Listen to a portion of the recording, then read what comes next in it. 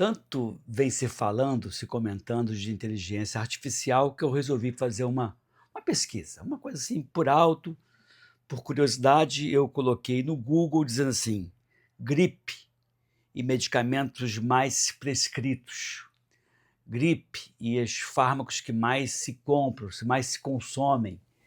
E a inteligência artificial me responde e lista 10, aliás, me listou, 8 fármacos, aliás, 7 fármacos.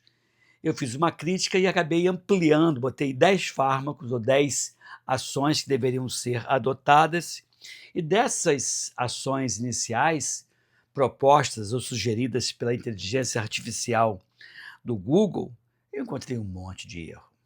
Então, assim, quando você vê a inteligência artificial sendo utilizada por pessoas que não têm muita noção daquilo que está estudando, você acaba incorrendo em erro, né? O Google, né, que a gente já até brincava dizendo o doutor Google já cometia muitos erros, e a inteligência artificial te propõe determinadas revisões, testes ou textos que nem sempre vão corresponder na sua totalidade à verdade existente. Então eu fiz esse vídeo meio que em homenagem a você que vira e mexe tenta tirar suas dúvidas no Google, ao invés de buscar fontes mais confiáveis e sem tanto viés, né, de interesse. E aí quando eu listei, quando eu botei isso, o Google me deu ibuprofeno, que é um antitérmico analgésico, paracetamol e dipirona, os 3 analgésicos e paracetamol, o oseltamivir, que é o Tamiflu, que é o antiviral, que talvez seja o único medicamento licenciado no Brasil, assim, mais utilizado para gripe. Tem outros, como por exemplo o Zanamivir, mas eu nem sei se está sendo comercializado. Aí também se falava em loratadina. Loratadina é antialérgico. A bromexina, que é até um expectorante. A dextrometorfano, que é um antitussígeno. São os 7 fármacos que eles mais recomendam. E aí eu botei por minha conta a azitromicina, que é um outro erro que se comete com frequência. Falei do soro fisiológico, que o Google não me deu essa opção, e nem me deu opção de suplementos alimentares do tipo vitamina C, vitamina D, zinco, gengibre, mel, própolis, cúrcuma e quercetina. Então você vê que eles não citam aqueles medicamentos mais interessantes ou condutas mais interessantes e lista algumas coisas que eu particularmente não faço. Para quem não me conhece, meu nome é Edmilson Migovski, eu sou médico pediatra com doutorado em doenças infecciosas, sou professor da UFRJ e vou falar um pouquinho sobre o que eu faço numa situação de gripe ou um quadro viral respiratório, né? Nesse universo de antitérmico, eu peço que então se inscreva aqui no canal, assista, compartilhe esse vídeo e curta também, porque o YouTube entende que é algo relevante a divulgação do meu vídeo, né? Então, em termos de antitérmico, a gente tem ibuprofeno, paracetamol, dipirona e o ácido acetil salicílico como os mais prescritos. E aí o ácido acetil salicílico, que é o AS, a aspirina, tinha até propagandas na televisão, no passado não tão distante, que dizia: "Está com gripe? Vitamina C, aspirina e cama", né? Acertou pela cama, acertou pela vitamina C e erra quando sugere que você faça o ácido acetilsalicílico, a aspirina ou simplesmente o AS, que é tudo uma coisa só. Por que isso? Em criança e adolescente, o ácido acetilsalicílico pode desencadear uma síndrome chamada síndrome de Reye. Reye se escreve R-E-Y-E. Essa síndrome é um quadro de encefalopatia com hepatopatia que ocorre com alguns vírus, dentre eles o vírus influenza, quando a pessoa ingere o ácido acetilsalicílico, essa pessoa tem uma predisposição da mitocôndria, que a gente chama de mitocondriopatia, que a gente não sabe quem tem ou não. O fato é que a combinação da infecção pelo vírus influenza e vários outros vírus em pessoas que têm predisposição genética quando fazem uso do ácido acetilsalicílico pode desenvolver essa doença grave e que eu acho que não vale a pena a gente correr risco. Tá, além da aspirina, você faz alguma outra restrição em termos de antitérmico? A resposta é sim. Também não gosto do paracetamol e eu tenho os meus motivos e vou explicar para você porque eu não gosto. O paracetamol não é seguro quanto como se propaga, não é eficaz como as pessoas costumam dizer, não, faz paracetamol, não é bom antitérmico, não é seguro.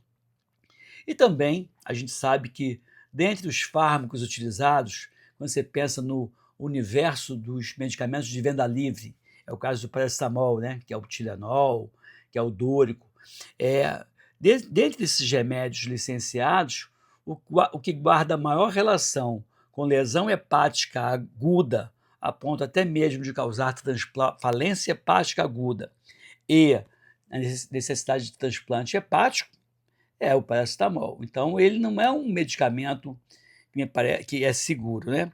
Tem outro detalhe, não sei se você sabe, mas o vírus influenza não é uma coisa comum, mas algumas situações, principalmente em crianças ou no caso dos adultos que têm alguma doença no fígado, como comorbidade, e a criança não precisaria ter comorbidade, esse fármaco em situações de influenza, o vírus influenza pode aumentar o estresse oxidativo no fígado, pode aumentar a produção de citocinas e também pode causar uma lesão hepática do tipo autoimune, né? Provocando então uma lesão hepática. Então, a hepatite aguda pelo vírus influenza, pelo vírus que causa a gripe, é um fato. Não é tão comum, mas é um fato bem documentado. É uma complicação rara, mas que pode realmente ocorrer, principalmente em crianças que estejam com um quadro de influenza e que ainda insistem em tomar o paracetamol. Então, assim, eu já abri mão do ácido acetil salicílico, abri mão do paracetamol e me resta, então, a dipirona e o ibuprofeno. No caso da dipirona, dentre esses antitérmicos que a gente utiliza, é talvez o que mais se comete erro em termos de prescrição, em termos de dose. Vou te fazer uma pergunta. Uma criança de 15 quilos, uma criança de 16 quilos, quantas gotinhas de dipirona você costuma dar para o seu filho, para o seu sobrinho, para o seu neto, para o seu paciente? Eu vou repetir, uma criança com 16 quilos, quantas gotas você vai dar? Eu vou responder 3, 2, 1. A resposta não é uma gota por quilo. Eu não vou dar 16 gotas porque a criança tem 16 quilos. A dose correta fica em torno de meia gota por quilo. Então, uma criança de 16 quilos tomaria 8 gotas e não o dobro da dose, como infelizmente as pessoas costumam utilizar. Então, acaba que você tem um efeito às vezes mais abrupto, mas também tem risco, porque você está dando uma dose bem acima da dose preconizada. Então, é um erro que eu vejo com uma enorme frequência. E aí, quando eu penso em termos de antitérmico, a minha escolha acaba sendo o ibuprofeno, que o nome comercial tem o Dalce, tem o Alivium, que é para uso pediátrico, tem vários outros, o Advil, tudo isso é ibuprofeno, que me parece melhor porque tem uma ação antitérmica boa, de início quase que imediato, é um analgésico bom, não vai interferir com a agregação plaquetária nas doses antitérmicas e analgésicas, portanto nas doses baixas, e me parece então um fármaco que tem um perfil de segurança melhor e eficácia também. Só que, ao contrário do que um monte de gente faz, eu não medico uma criança ou um adolescente, um adulto, só porque está com febre. Eu medico aquela febre que eu vejo e não aquela febre que eu sinto. O que é isso? A criança está muito bem, obrigada, esperta, brincando, está um pouquinho amoadinha, mas está na dela, não está gemente, não está prostrada, está com estado geral relativamente bom e não tem história de crise de convulsão febril, eu deixo a criança com febre. Ah, que maldade, doutor Migovski. Não é maldade. Eu até brinco dizendo que o inimigo, né, o coisa ruim, fez o agente infeccioso, fez o agente que vai te infectar, E Deus, numa resposta a essa invasão, fez a febre, que vai fazer com que a tua resposta imune funcione melhor, né? Que o motor aquecido pela febre, deu uma resposta melhor àquele processo infeccioso. Então, quando você corta a febre, você corta a defesa que o organismo está montando para enfrentar aquela infecção. Então, eu só faço antitérmico quando realmente a criança, o adolescente, o adulto está acusando o golpe da febre, ou quando aquela criança, principalmente abaixo de 5 anos de idade, tem história, ela própria, de ter tido crise convulsiva pela febre.